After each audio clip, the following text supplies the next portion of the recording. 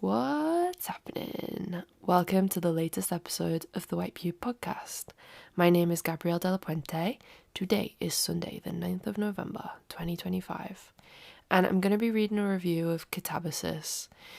You don't need to have read the book, which is by R.F. Kuang. You might be planning on reading it, but this is a spoiler-free review, so it's all gravy, baby. It doesn't matter. The White Pube, if you're not familiar, is a website that I share with my friend Zarina Mohammed, where we post little texts about cultural things that we've encountered every Sunday. So if you want the written version of this, it's on thewhitepube.com. Okay, enjoy. I used to have to trick ideas out of me. Say I had a funding application to write, but it was missing the interesting thing that would set it apart from the others. And actually, more than standing out, this was an opportunity to be creative, so I should do the work of creativity. I should have an idea. I would sit at my desk and wait for a very long time, but that was always a waste. I had to give up before it ever happened. I would walk to the bus stop on my way to see a friend, and the rote performance of eyeliner and money and keys would displace me enough that an idea would surprise me. I'd have to get my phone out fast to make a note of it, miss the bus because I had my head down, not my arm out. And it's been that way for years. I'll put my laptop away and knit a row. I'll play ranked on Overwatch. I'll finally put the washing away. I just have to look left so that an idea can tap me on the shoulder from my right. But last month, I began writing a new book, and I'm not having to do any of this coaxing. The ideas are coming in thick, against my will, demanding my attention with the cheek of notifications. It feels good, if a bit much, because this new book is there in front of everything else. The book is knocking on the door at 10 at night and pushing past me before I've decided whether I want to let it in. And I don't know if it's because it's my first time writing total fiction instead of the usual art criticism, or if it's because it's about something that happened 17 years ago. So I've always known it, always thought about it, and now I'm just writing it down. But I am dreaming in scenes. I roll over in bed and tell my boyfriend about the 7 new episodes I just watched, like I'm recommending a TV series. Yeah, I can't really think about anything else. I can't really think about this review. I can't be putting all my best writing here when I could be helping chapter 4 take shape. But if I hold myself still for a minute, like a kid made to present something to the class, I would say this.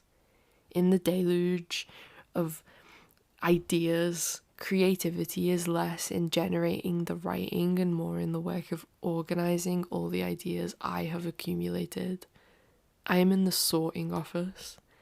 I need to figure out how all of this is going to come together in the form of a book. So when I'm not writing, I'm reading. The stories I like best tend to be quick reads that don't lose anything with their weight, but really seem to work because the writer is keeping up a certain pace. And we're forced to keep up with them.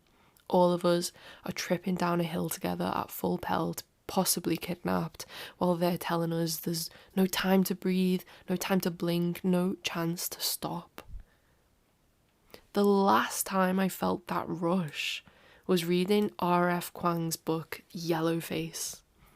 It's about a white writer who steals her dead Chinese-American friend's manuscript, publishes it as her own, and basically pretends to be Asian to suit the story she wrote. Wrapped by pure gossip, I fell into the I can't go to sleep until I've read one more chapter paradox, so that I didn't sleep until the whole thing was done. Culture is a thing I choose to partake in and pause and give up on, but Yellowface didn't give me a choice. I think that is so powerful. I can only hope to be that entertaining.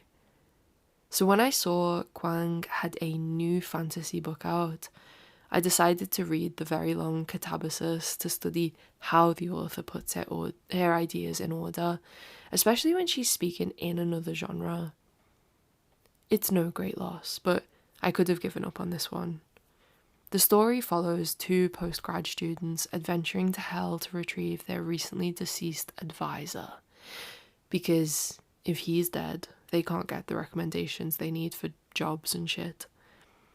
I just wish this was more satirical than it came off. The obsessive romanticization of Cambridge University was too Caroline Calloway for my cringe threshold. The constant but brief referencing of philosophers was kind of fine, though maybe it meant there were too many of other people's ideas, and actually, altogether, it read like Sophie's World for the short form video content era, and its short form thoughts as well. More educational than dramatic.